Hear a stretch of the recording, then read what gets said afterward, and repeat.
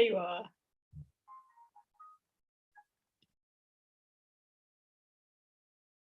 Music provided by Envision.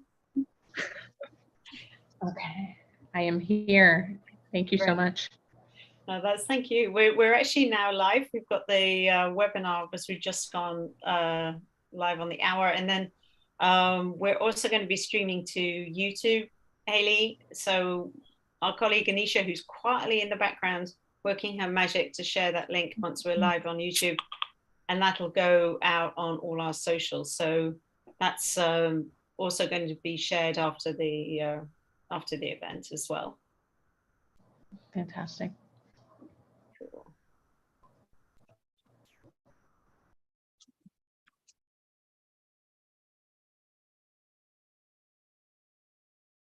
Some of music.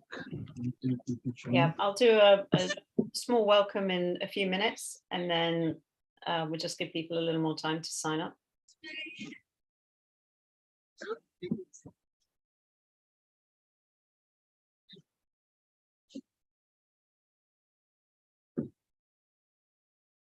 Please.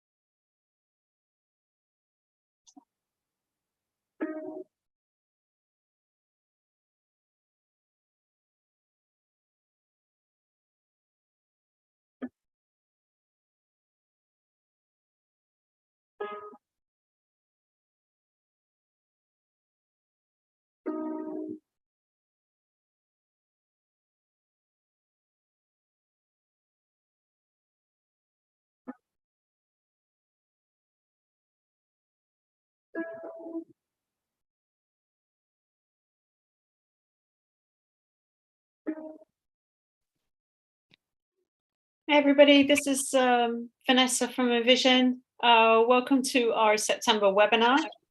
We're just having a few people come on board. We're going to be starting our webinar in just a few minutes. So grab yourself a coffee or whatever, and we'll be with you soon.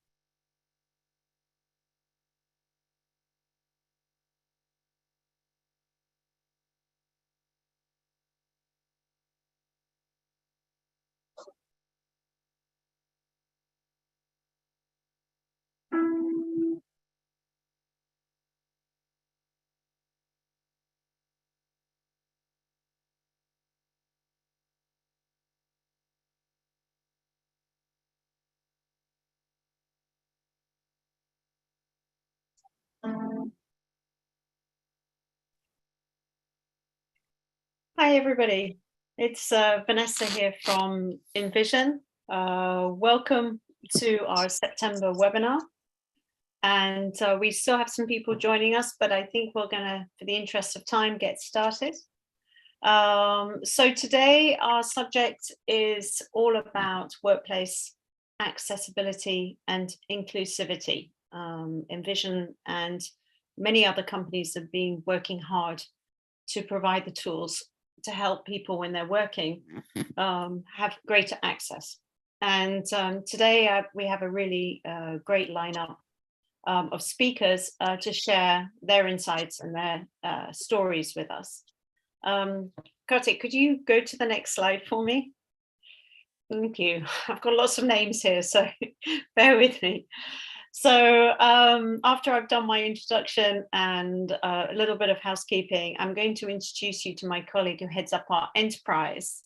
And Bhagya Gunawardena. Oh, I knew I wouldn't get that right. Anyway, we call him B. He's great. And he's going to tell you what Envision is doing with enterprise. He's then going to be speaking to one of our special guests today, Hayley Kemet, who is Access Program Manager from Salesforce. And then that is going to be followed, that talk by Janine Stanley, who's the Director of Customer Communications at Aira. As you may know, Aira and Envision recently partnered to bring hands-free Aira calls onto the Envision glasses. And Aira is doing a lot of work and has been doing a lot of work for some time within the workplace. And Janine will tell us more about that. And then I'm going to pass over to our team. But first up is Kartik Kannan, our CTO, who's going to give us a sort of sneak peek and update on what's going on the glasses and the app, which I know everyone's normally really interested in. And then last but certainly not least, we invite you to talk to Kartik, our CEO here at Envision as well on Ask Your Questions. So we'll be going into a Q&A session there. For the housekeeping side of things, we are being recorded today and we are being streamed live right now on YouTube, and that stream will also then be made, obviously, we'll share that with you after the event. For questions, please keep that to the Q&A session at the end, and there's a Q&A window on the Zoom link here. There's also a raise hand function, which is useful. And if you are joining us by YouTube, then use the chat function there. And we'll do our best to get to as many of your questions as possible. We really do try and make a lot of time for this in our webinar.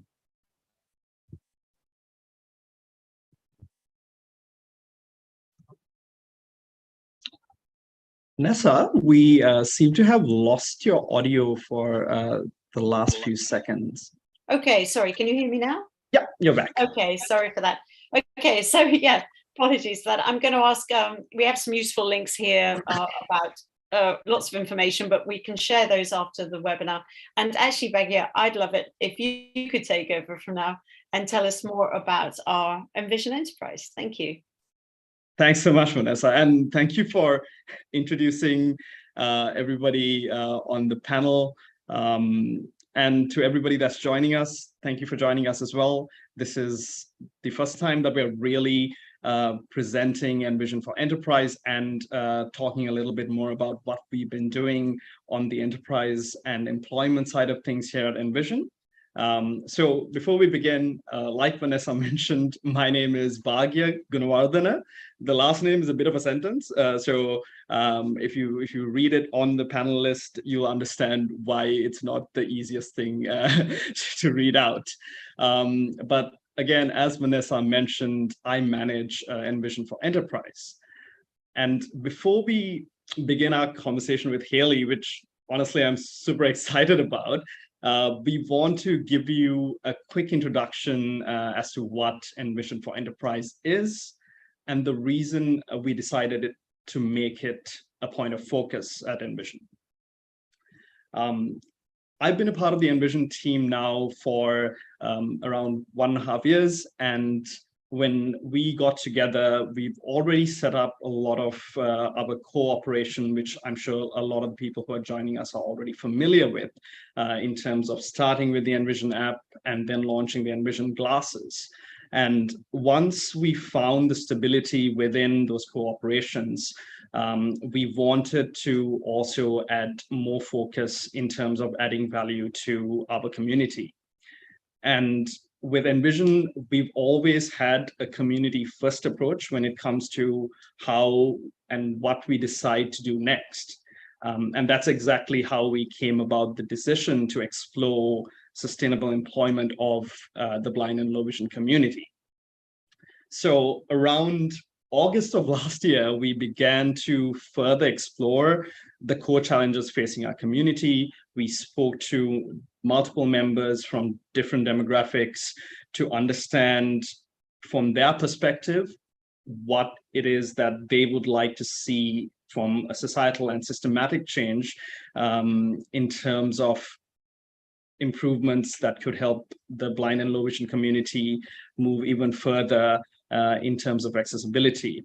And in that process, we found that employment opportunities and access to equitable employment conditions were right on the top of that list, because I think assistive technology as a whole has come such a long way over the last decade, but the primary focus has been on personal life. And that in itself is invaluable.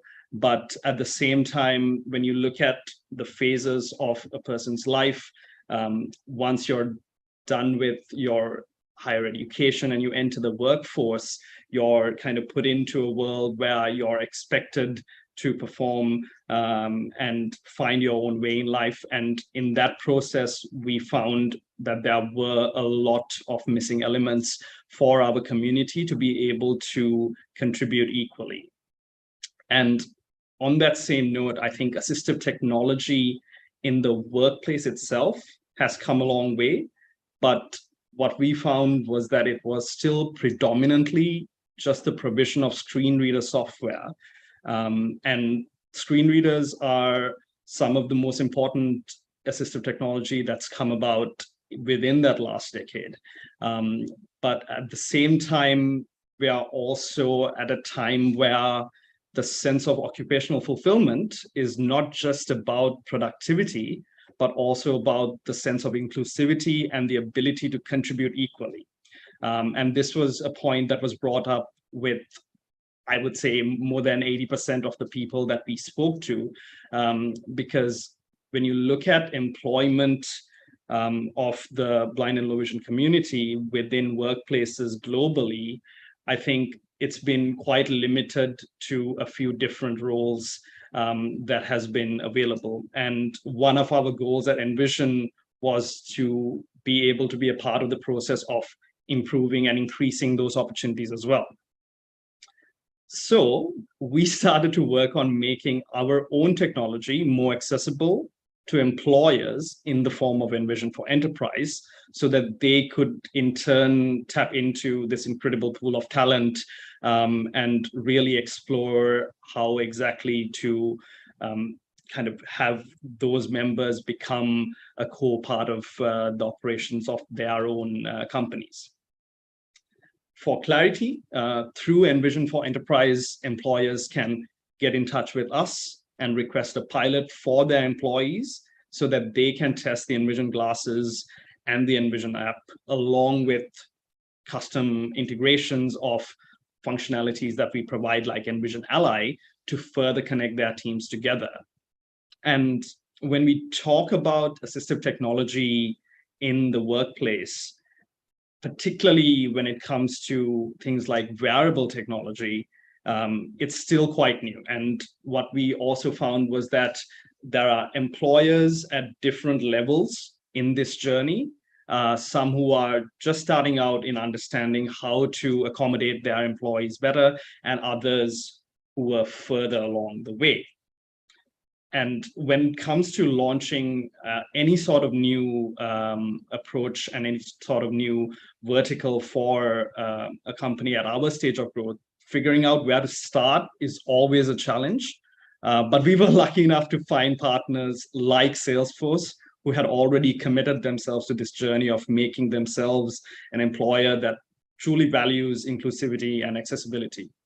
And that's also a great segue for me to introduce Haley, our guest for this, one of our guests for this evening, who is the Access Program Manager at Salesforce, and someone that we've had the pleasure of working with over the past 6 months, and has really taught me personally and our team so much about how companies at a scale of, say, Salesforce has gone through this process. So Haley, welcome, and thank you so much for joining us today. Yes, thank you so much, B. And really the pleasure has been ours to be able to work with your company and to figure out more innovative ways to get our employees connected to the technology they need to show up fully. So it's very much a mutual partnership, and I'm really, really excited to be here. Just want to make sure, is my sound coming through okay? Everything good? Okay. Yeah, okay. You're perfect. So Haley, and for the clarity of everybody joining us as well, what we'll do is over the next 10 to 15 minutes, we'll go over some of these core questions that have come about, and I think would really add value to our community to understand how you guys as an employer go about this process as well. But before we begin, Haley, would you give us a quick introduction to yourself? Yes, absolutely. So I'm Haley, she, her pronouns, and just a quick visual description. I have brunette hair, is pulled back. I'm mid-30s, white woman. I'm a little bit jet lagged, so I don't feel like I'm looking my best. So I'm a little tired today, but I'm very, very happy to be here. I work within the Office of Accessibility at Salesforce, and that is a core strategic team that is focused on product accessibility as well as employee accessibility and workforce development. So we are very, very specifically not a part of HR or human resources or benefits or any of those teams. We're really dedicated within the company to ensuring that our products meaningfully reach all communities, as well as our employees are having a great experience and are able to do the best work of their lives at Salesforce. That's kind of my tagline for my role. And so what that means is that I partner, all of my work is focused on partnership across team. That's really how we get our work done. That's how we bring together folks that maybe are working in silos and perhaps creating some friction for our employees in being able to give their best work to the company. I also identify as having a disability. I identify as small D dev / hard of hearing, and I'm using assistive technology today to participate fully. So it's very much a core, part of my work life and how I show up. So I am very, very excited to find ways to make that possible for others within the company as well. Thanks so much, Shelley. I think you've already kind of begun to touch on kind of the first question that I wanted to ask you as well. And I think it's a bit twofold, but it is to understand with your experience, like what is the definition of accessibility in the workplace for you? And how have you seen that value being represented by Salesforce? Yeah, absolutely. So what I would say is accessibility is really just giving people the opportunity to show up fully, to be able to fully leverage all of the tools and assets that a workplace has to offer. I think accessibility sometimes can be misconstrued in that you just create an environment where everyone can show up, and then there's not that inclusion or belonging aspect attached. We want to make sure that people are actually able to, not only get access to the tools, get access to these different environments, but that they're able to fully leverage those environments, that they're able to fully engage and feel connected and feel that belonging that really drives innovation within the workplace. So really accessibility is like getting in the door. And then it grows from there with our relationships and with that connection piece. I hope that answers the question somewhat. No, that's perfect, actually. And I think that's a really good way for me to actually jump into the second question as well, which is Salesforce is a fairly large company, right? That has seen exponential growth over the last decade. It's like from our own experience, speaking to multinationals, speaking to NGOs, speaking to even companies like the National Industries for the Blind, we've had this recurring kind of narrative where the bigger the company is, the more challenging it can be to implement these kind of accessibility and inclusivity measures. So I think the first thing I wanted to touch on in relation to that is, how are you at Salesforce realizing this concept of accessibility, or this definition of accessibility that you mentioned, not just for your blind and low vision employees, but for all of your employees who identify as having some form of disability or impairment?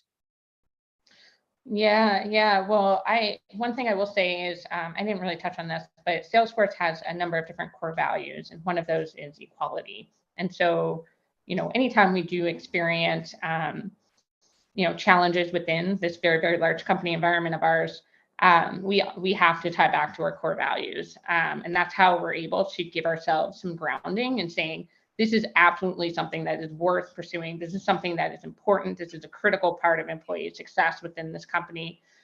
So that values piece is very, very important from that high level, from the treetops.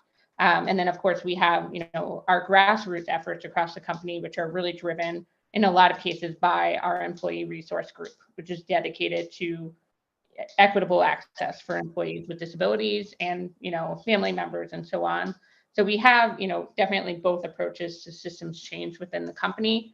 What I have found is that oftentimes when people start to make the connection between accessibility and inclusion and belonging and employee success, across the company, when you frame it, when you focus on disability and not accessibility, sometimes people limit the possibilities of change within the workplace. And they're not thinking about, what does this mean for an aging population within the company that may not associate themselves with disability? What does it mean for people who are going through short-term, medical scenarios or pregnancy, all of these different things that can allow them to show up more fully when they tie themselves to accessibility versus disability. I'm definitely someone that proudly identifies with the disability community and identifies as a person with a disability. But the reality is that most people in our workforce now do not openly identify as having a disability. We're working to change that perspective, but we also have to be realistic that people need tools and supports and may not personally identify, but they are, once they have access to those tools, they're able to do much better work. They're able to be more productive, be happier in the workplace. And so the trickle down effects of having really good access are immeasurable. It's very hard for us to sometimes show the value. So it's taking us some time to get that message out across all of our benefits teams, our HR, all these different teams that have completely different goals in mind for the workplace. I'm on a tangent there, but I'll stop for a second. No, I was literally about to follow up by saying, like, this is exactly kind of what I meant when I gave it the first introduction, which is that every time we speak, I walk away with new things that I think about as well. And I think you like hit the nail on the coffin there, with is that things like accessibility being an extension of the aging community within the company itself is like not something that I was thinking about myself until you just mentioned it. And now, like, this is something again that I will walk away with in terms of how that needs to be incorporated within our own values, like as with other companies that we work for as well. And I think what's really impressive to me, and I think will be the next question for you as well, Haley, is that I can't imagine that this process of building the structure that you mentioned, all the way from the grassroots level to the point where you guys are at right now, has been just a very smooth journey. Because we've seen the companies that are at the earliest stage. Could you just help us understand what that has been like in your experience and what you've learned from before the time you even joined Salesforce? Yeah, absolutely. So I know our employee resource group are kind of what I would consider my elders, which in a tech company is like 5 years ago, so not very long ago. They came together and put together an entire strategic plan and solution for the company, where they recommended that the Office of Accessibility be created. So this really, it was a grassroots effort that brought this about. And then they began to work with our leadership to get the Office of Accessibility into place. And so about a month before the official pandemic began, so that would be in February of 2020, the Office of Accessibility launched with about 4 staff, maybe 4 or 5. And very quickly, they went into full virtual mode. They were anticipating this would have a more in-person presence. But it was actually a really cool shift, because now our entire team and our future trajectory will be fully remote. And so that unlocks opportunities for a whole host of different talents and geographic regions and abilities represented within the company, within this team. So that's really, really important, the shift to this virtual work world. So that's kind of very loose basic history. And I joined that team about 1.5 years ago. So I'm also fairly new within the company, although I feel I feel like I've been there forever already, because we've been through so much change and so much growth over the last 1.5 years that I've been there. And what I have found is that because of the virtual work world, we've unlocked all of these opportunities for different talents to show up. But we've also seen that there are different challenges that occur. And in a company of our size, there are different tools, different solutions being rolled out daily that oftentimes don't embed accessibility in their core principles. And so sometimes we're playing a little bit of a whack-a-mole. And whack-a-mole is just this idea that when you solve for one thing, sometimes another thing pops up that you didn't anticipate. So I do find myself in whack-a-mole scenarios where, we have employees that are encountering accessibility issues that didn't exist a couple of days ago. And so we're trying to build more flexible ways to support employees in navigating those. And I apologize, I'm getting a pop-up on my screen, and I'm going to get rid of this for a second. This is technology. But we, for a long time, we have left employees to their own devices in terms of offering solutions and ideas to accessibility challenges. And we are trying to create more accountability from a company perspective of, we are creating some of these barriers. We are creating some of these problems for employees.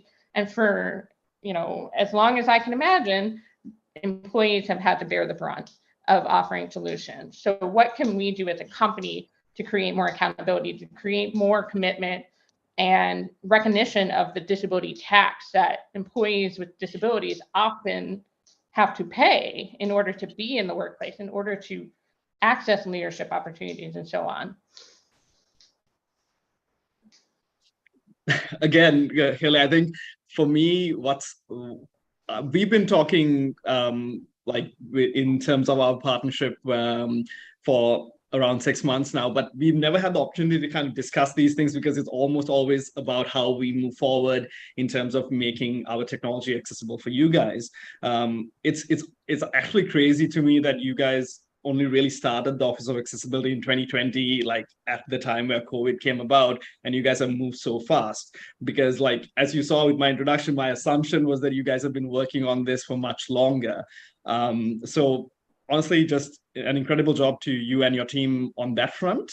But I think in favor of time and not going on a tangent myself, could you help us understand, because of course our community is primarily focused on the blind and low vision community, could you help us understand what that hiring process for people who are blind and low vision looks like at Salesforce, if it's something that you're able to kind of elaborate a bit more on, and how you've gone about in terms of introducing technologies like Aira before us and the Envision glasses now?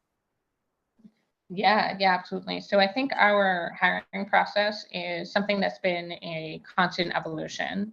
It is far from perfect. We still have a lot of work to do, but one of our big initiatives has been working with recruiting and hiring organizations within the company, which are humongous. It's hard to permeate the number of people that are working in that space. But luckily we have some new leadership within the company that actually came in. They were connected to Disability In before coming to Salesforce, which is phenomenal. So an amazing hire, somebody that had accessibility, that had disability principles already at the forefront of their mind, working in recruiting, that's very, very important. That representation is huge, to have somebody already committed. And so from there, we have a number of recruiting organizations that are focused on diversity and inclusion in their hiring process. And right now, because of the number of roles that we hire for, the interview process can look a little different depending on the role. So we've been in close contact with that team to do a full review of all of those hiring kinds of assessments that exist, because we know that blind and low vision access is not always well represented in, for instance, some of these kind of standardized tests that folks may be required to take, or in terms of like how, kind of like what are the best practices for how an interviewee should show up in an interview, really making sure that we're questioning some of those behind the scenes kinds of, values assumptions that recruiters might have. So a lot of that work really is intensively internal right now. And then we're beginning to build up kind of our vendor network so that we have better kind of holistic support throughout an interview process that doesn't require an employee to constantly disclose. It's just more proactive supports that are made available, that every recruiter knows about, that are listed in all of our external sites. And that's very much a work in progress as well. But we hope to have some of those solutions rolled out in the next year so that people do not have to out themselves in order to get, more robust support throughout the interview process.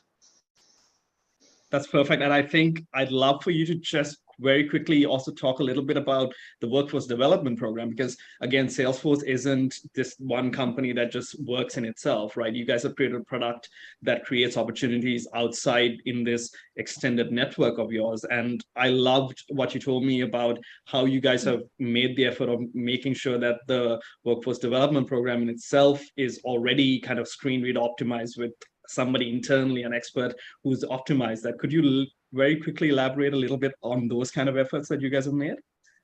Yeah, so within the Office of Accessibility, we have a workforce development arm that is focused on the Salesforce ecosystem. So making sure that, for instance, folks who become Salesforce certified as administrators, meaning somebody who knows the Salesforce product, and is, for instance, going to go and work with a nonprofit or a government agency to run the tool from that entity, not from Salesforce internally, that they know how to make that product accessible, that they can embed it in best practice ways within that company. So this workforce development program has a very large strategic partnership with the Blind Institute of Technology. And so that means we are focused on getting Salesforce administrators who are blind and low vision certified so that they can go out and work these very, I will say, pretty high-paying jobs within these organizations.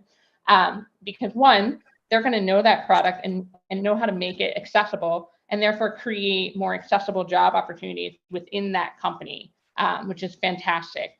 And what we were recognizing is that, obviously there are huge gaps in the employment of folks who identify as blind and low vision. And there's a really incredible opportunity to create really well-paying opportunities using Salesforce tools. So this workforce development program has been amazing. I'm so thrilled with what they've been doing to ensure that our training materials and products and all of that for learning how to use Salesforce are completely accessible for blind and low vision folks. Thanks so much, Haley. I think the reason why I want to present that as a question is because things like this is not things that you read online, and I think it should be stuff that I think is highlighted more often. And I really just wanted our attendees today to also just hear a bit more about that. So before I let you go, one final question, Haley. I think this is more of like what you see coming forward and such, and a little bit about your partners that you have been working with. What do you think the technological impact has been in terms of the assistive technologies that you guys have introduced to your workforce? Things like Aira over the past and working with us more recently, and what do you see kind of that becoming and influencing moving forward for you guys? Yeah, I mean, Aira and Envision have really changed, I think, what's possible for our blind and low vision employees. Now, I will say our employees, are not a monolith. What works really well for one may not work well for the other. And there are some folks who are more pro assistive technology and some folks who, require other types of supports and services. And that's totally, utterly cool with our team. But what I have found is that sometimes there are a lot of steps to getting the right assistive technologies into place. Sometimes employees are coming in and don't necessarily know what all the barriers are going to be. They don't know if they're going to be working in this highly visual, design platform that has absolutely no visual access layers embedded. And so tools like Envision, Aira, partnerships between these different tools, which that partnership is amazing. I love what you all are doing with that partnership. Give our employees the opportunity to be more autonomous, to show up independently, to not always have to require, additional scheduling to get another person to provide visual access. We want to make all of those tools available. And so we have some internal mechanisms we've been working on. One in particular around centralized funding. So, there's not an opportunity cost with getting the technology you need because you have to ask your manager for funding. We're trying to remove managerial decisions from funding altogether and just saying, here's our shared pool of money. If you require some money in order to get assistive technology, here it is. Here's the mechanism to get it. There's also, opportunities to fast track access to technology by having more robust software catalogs that people can just say, oh, here's the thing I need. Also ensuring that there's really good training. It's easy to get access to that training so you can fully leverage tools. So there's a lot our internal teams need to coordinate to make that a really seamless employee experience. Perfect. Thank you so much, Haley. I know that you're kind of joining us first thing in the morning, like you mentioned, a bit jet lagged. So we really appreciate the time that you've given us today. I'm going to hand it back to Vanessa real quick so that Vanessa can also kind of give us a little bit of an intro to Janine, and then Janine can tell us a bit more about Aira. But again, thanks, Haley. We really appreciate you joining us, giving us all of these insights.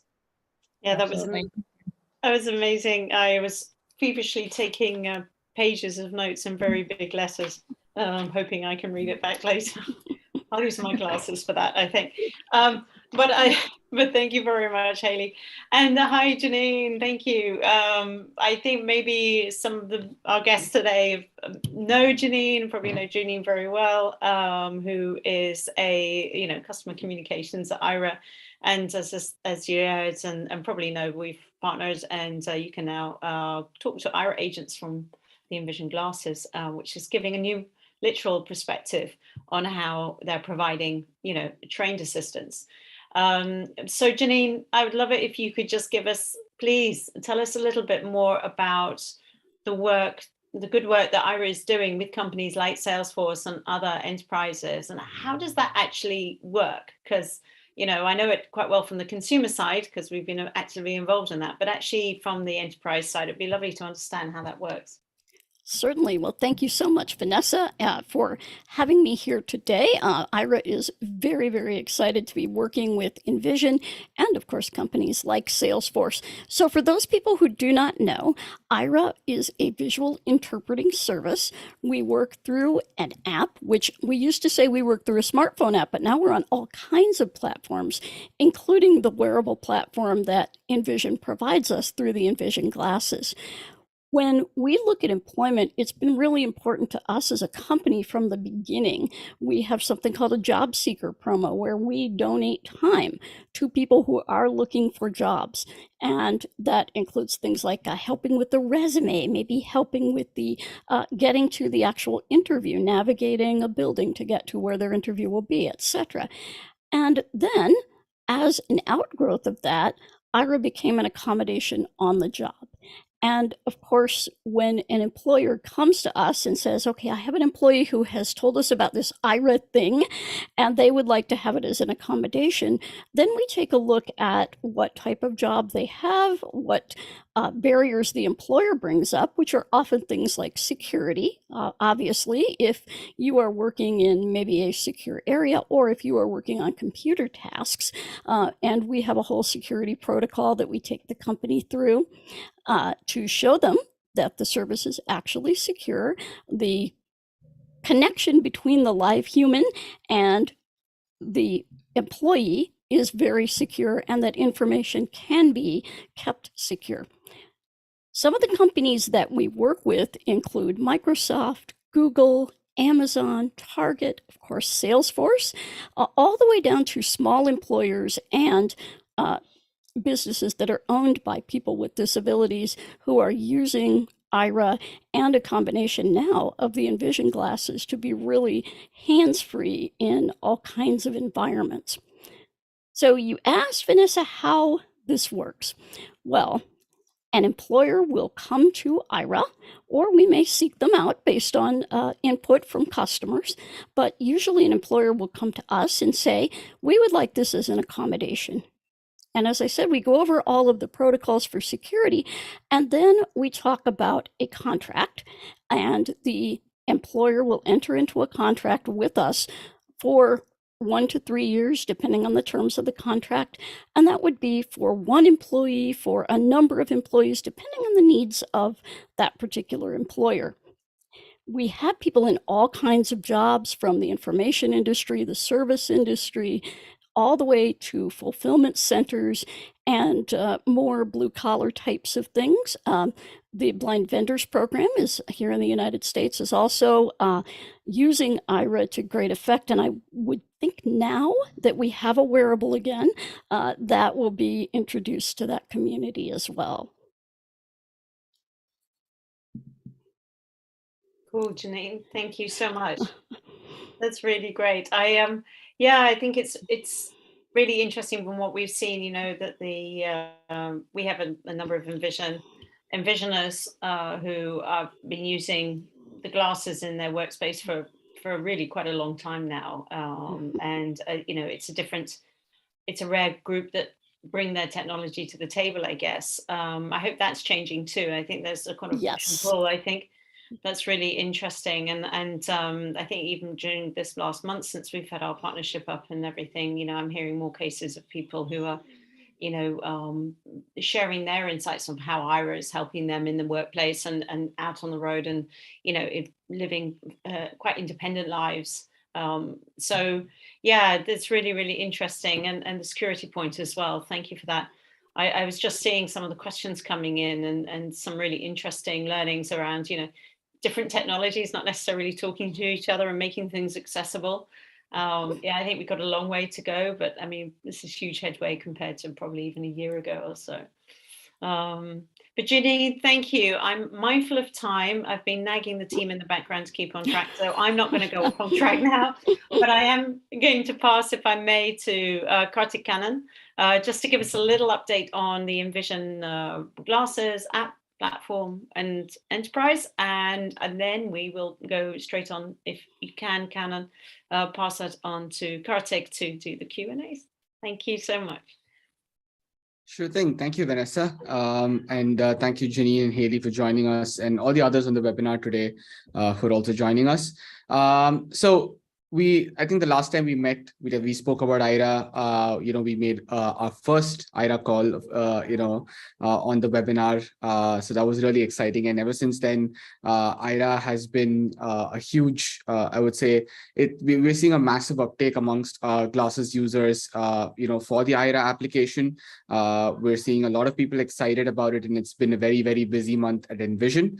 But keeping in this month's theme of Envision at the workplace, one of the features that we did roll out along with the Aira update was the scan QR feature, which allows you to scan any text-based QR directly from the Envision glasses. And why is this? How is this connected to Envision at workplace? Is we're also partnering using this feature. We're also partnering with a number of organizations which have QR codes in their premises to help blind and low vision users, navigate the environment more easily. And the glasses are now being used, or we're doing pilots with these, organizations to basically bring the scan QR feature and allow Envision glasses users to scan QR codes within these organizations and be able to move around a lot more unobtrusively, a lot more independently than before. And we're definitely going to keep you guys posted about those developments as well, and other features that we're going to be building that will basically improve Envision at the workplace. Apart from the Envision glasses, we also had a massive update to the Envision app that went out last week. So this update focuses on a few things that users have really requested for a while. One, now with the Envision app, you would be able to import any password protected PDF along with regular PDFs into the Envision app and be able to process them. So this is one. So I think if you're trying to read official documents with Envision, usually they tend to be password protected, and those were not importable before, but now you could import them easily within the Envision app. The second thing, which has also been something that a lot of users had requested us, was being able to export the text that you read within the Envision app as a PDF, as an accessible PDF. So now you could take any PDF, whether it's an image-based PDF or any inaccessible PDF that you get, or any document for that matter, that's a Word document or an EPUB, you could actually import them into the Envision app. Apart from saving it to the Envision library, which stores the entire document on your device, you can also now export the document as a accessible PDF, which means that we retain the formatting of the original document that you import into the app, but we also make sure that that particular PDF is more easily accessible by screen readers. Apart from that, I think another feature that we also introduced was instant text for Arabic and Russian and Persian speakers. So if you're someone who uses any of these languages, you can use instant text also in Arabic, Russian, and Persian. We have a lot more updates that are currently in the works right now. I definitely don't want to spoil the surprise, so I'll be back next month, hopefully with a couple of more interesting updates. So over to you, Vanessa. Oh, over to you, Kartik. Yes, for the Q&A. All right. Thanks, everyone. It's been a fascinating webinar so far. So I thoroughly enjoyed all the different perspective and all the updates we've had so far. So without any further ado, I will jump directly into questions from the audience. So there are a couple of ways to ask a question. You can either use the Q&A function that's available within Zoom, or you can use a raise a hand function. If you do a raise hand, we will invite you on as a panelist so that you can actually ask your question to the panelist in person. We are also keeping an eye on like YouTube. So if you're watching us on there, you can also just leave a comment in the chat and we will answer as many of them as we can today.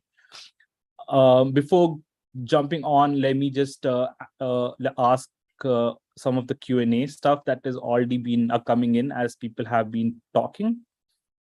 There is a question I have from like Sara Al-Awami, and it asks how as an employee could I contact Aira to request the employer to take a look at what you have to offer regarding accessibility. So maybe this is a question for you, like Janine. So if an employee would want to contact Aira to like check if their employer can be put in touch with them, what do you think is the best way for them to go about it? You have to unmute yourself. There we go. Let me unmute. Okay. So that was a great question. Thank you so much. The best way to reach us in these situations is sending us an email at access@aira.io, and that gets you to our team that takes care of the enterprise side of Aira, and they will be happy to reach out to you. You can also call our customer care team, and that number in North America, and we have a number of international numbers as well that are on our website, but in North America, that is 1-800-835-1934. But the best way to get in touch if it's an employment situation is access@aira.io. All right, Jenny, thank you so much for that. Now there is a question from like Mary Triasa, and she's asking. There's a bunch of questions, but I think the big like a question is like what are the common tools for tech and AT tech resources? So maybe this could be something for you, like Haley. So if someone are there any like resources that you commonly use or like look up in terms of like gaining more information about assistive technology, and is there some that you would like recommend to people? Yeah, I can definitely speak to that. There really is no simple answer, so I'll try to give you as condensed of an answer as possible. But we are trying very hard to ensure that we have relationships with a lot of the more common assistive technology vendors, so that when there is an employee who comes through and it's evident that they will benefit from that type of support, we can quickly get that into place. Now, I recognize that there are some advantages and privileges associated with being a very large company, and that might not be viable for smaller companies. And so when that comes into play, there may be opportunities to really look at your processes, look at the upfront information that you provide to employees to really ensure there's transparency of, what is the process that I need to engage in to say, hey, a piece of technology is not working for me. How can I explore, additional support? Right now in Salesforce, a lot of our supports and processes can be very US centric. So I recognize that doesn't apply to all countries and other settings. So, we have certain, legal requirements that we're required to engage in conversations with employees within a certain timeline and to document those in a certain way. But I recognize that's not the case for everybody.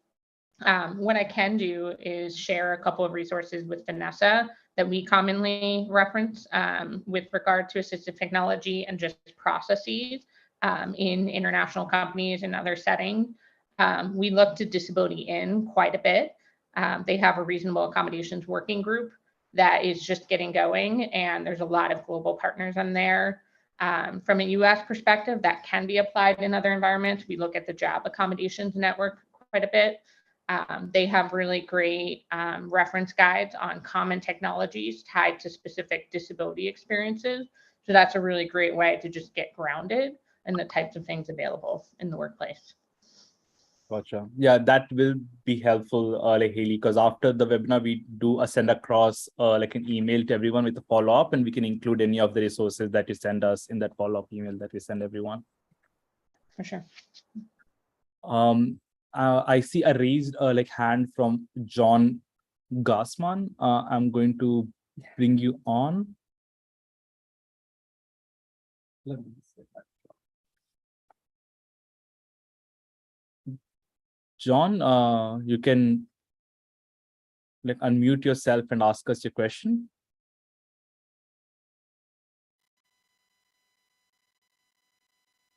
There we go. It took me about a day and a half to get unmuted for some reason. I don't know why. But my question has to do with a scenario that sometimes happens to me at work, in which the message will be sent out either in email or Microsoft Teams, and it's an embedded graphic from within the message, so there's no text. And I'm just wondering if the glasses are able to interpret that graphic and display it in speech format at this point.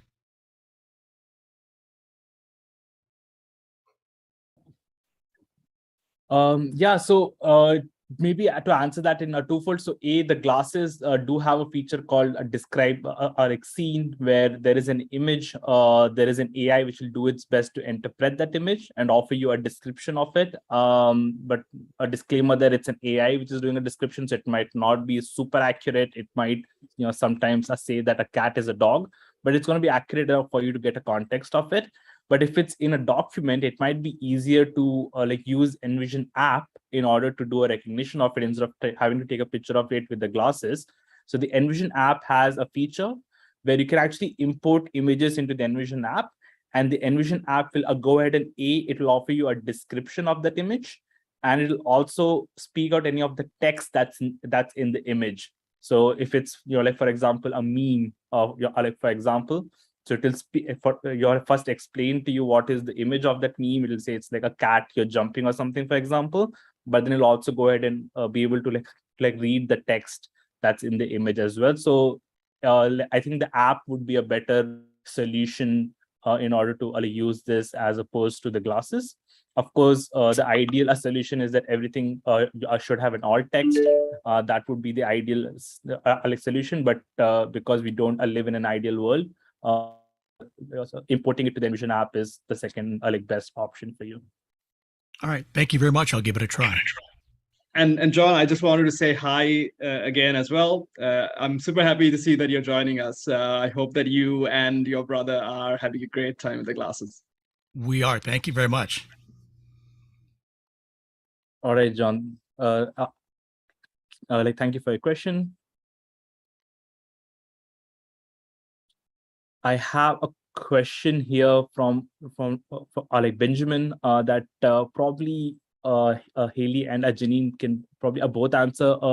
So he's asking how about the privacy and the compliance concerns of the companies, or how do you handle those, especially in case of Aira, an agent gains access to information that might be under a disclosure. Jenny, do you want to probably answer that? And maybe Haley, you can follow that up with how do you address such concerns? Certainly. One of the ways that we address this with companies prior to offering Aira to their employees is to let people know that typically we record calls for quality assurance and training purposes, but we can turn off that capability in the case of calls involving their employees in employment situations. So some companies actually provide Aira as an accommodation across the board at home and at work, but when it is in the workplace, we can stop our recording. We also, as I said before, have some fairly strict security precautions. Agents go through a VPN, so there is no computer-to-computer action if someone is assisting you, even in remotely controlling your machine. Those are a few things that we go through with the company prior to. So hopefully, Benjamin, that addressed your question. And Haley, if you might want to add to that as to how do you see these concerns? Yeah. Oh my gosh, it's funny because this is a question that comes up constantly with our security teams. I know that both Aira and Envision went through our trust and security processes as part of onboarding.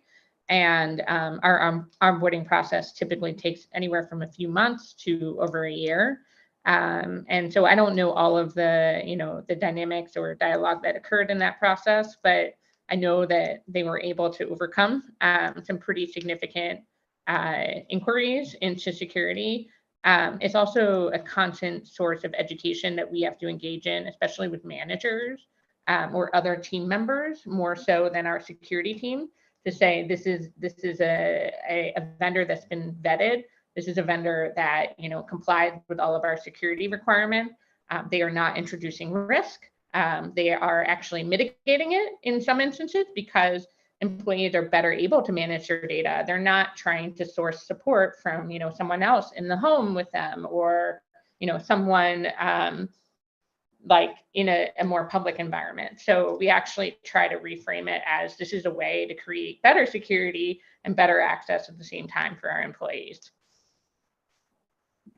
Gotcha. Yeah. Thank you.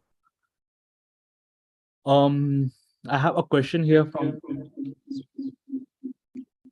Sorry, just to add to what both Janine and Haley said as well, I think from Envision's perspective, one thing that I mentioned at the very start was also the ability for us to kind of offer these custom integrations for internal teams in the form of Ally, because in some cases, with all of the kind of the protections that Aira has put in place, there might be a scenario where employees might prefer to keep these communications within their own teams. And in those kind of scenarios is where we would come in to recommend those internal integrations, so that, let's say, if you're a member of the marketing team and if there's a certain piece of material that you want to kind of discuss internally, you can connect your allies, connect your colleagues through Envision Ally, and then be able to discuss internally and still have that cited assistance and manage that confidentiality as well. Thanks, Bhagya. I have a question from the Per, who is saying that when discussing our workplaces, what do you think is the best way of evaluating accessibility and encouraging innovative suggestions? Haley, do you want to probably answer that?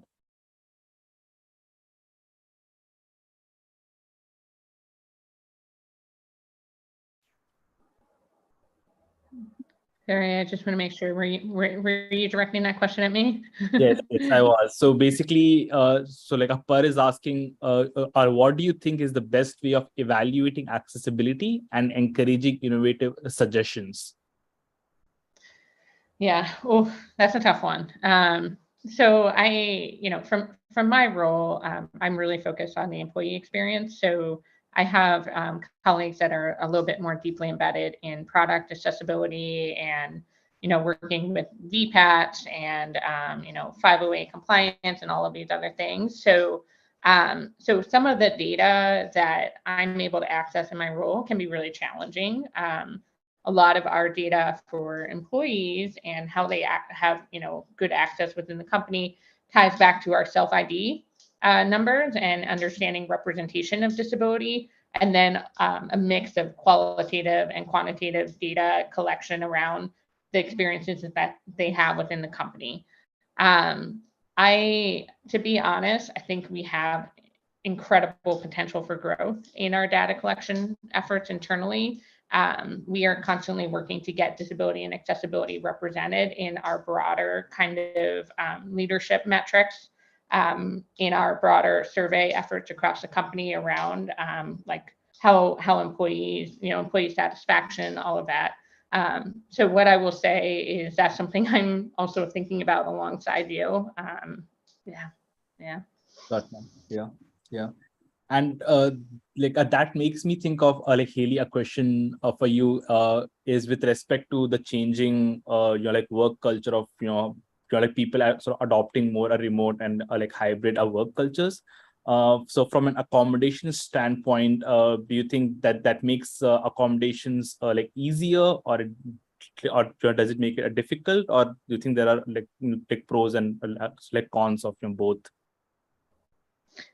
Yeah, I think the digital remote workplace has invited a lot more people that have been significantly underrepresented in the workplace. So that's a huge win. That's awesome. This is something that the disability community has been advocating for generations now, to have better remote access to work. And now we can see that it's possible. So I think a lot of people feel very vindicated. You know, they're like, yes, finally, we're doing this thing that we've been advocating for so long. At the same time, the virtual work world does introduce other, challenges. One of the big ones being that in some cases, when there are in-person events or activities that kind of require in-person planning, um, sometimes the virtual environment can be used as a de facto accommodation. So an example is, in some cases we're gathering folks in person for really core, strategic types of things where that collaboration is hard to unlock virtually. So we're trying to do, get people together in person. And somebody who has access needs that may have additional costs is being encouraged to join virtually. Now, that doesn't happen all the time, but I think sometimes it's just sort of a natural extension. And we're trying to really work hard to combat that, to say this cannot be just the automatic assumption that a person with a disability who has access layers can just join virtually. So we need both. We need to make sure that we're offering both options, that we're creating avenues for hybrid environment, in person, all of it. So there's pros and cons. It can be a double-edged sword. Gotcha. Yeah. And I do want to be just a bit mindful of time. I think we're already a bit over the scheduled time. So maybe this would be the last, like a question of the evening. Is that, so there is accommodations at so like workplace, but there are also accommodations and assistive technology tools that can like help an employee or a teammate outside the workplace as well, that will contribute to their overall sort of like a well-being and happiness, right? Do you have any sort of insights into that, as how much does a well-being of employee sort of like have an impact on the workplace, sort of like of sort of productivity as well? And is that something you also take into a consideration at the time of evaluating an assistive technology or an accommodation?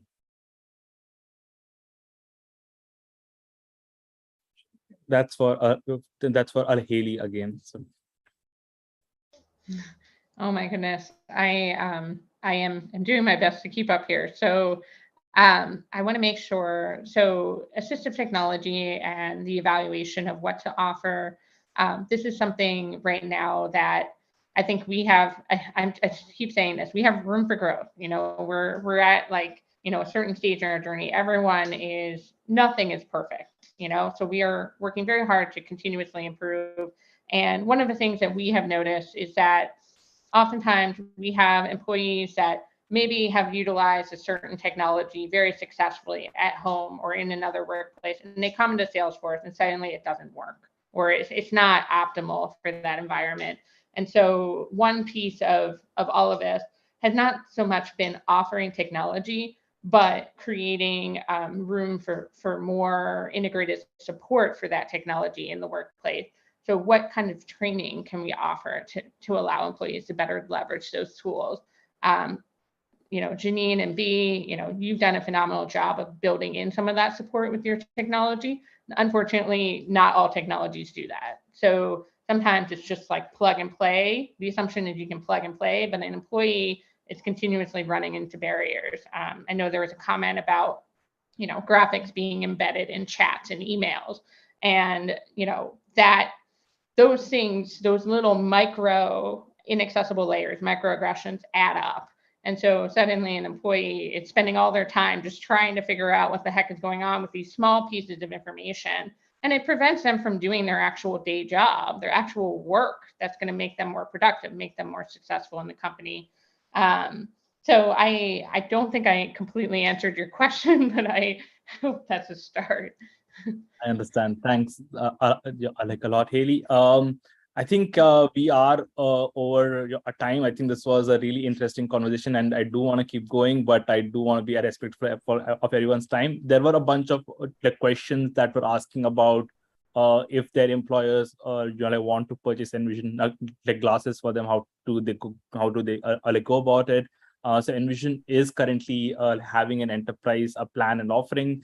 So if you go to our a website, letsenvision.com, there will be a button there called Enterprise, and we have a form there that you can fill out either as an employee or as an employer, and our team will reach out to you to understand exactly what your requirements are, and work with your employer to make sure that you have the tools that you need with respect to Envision.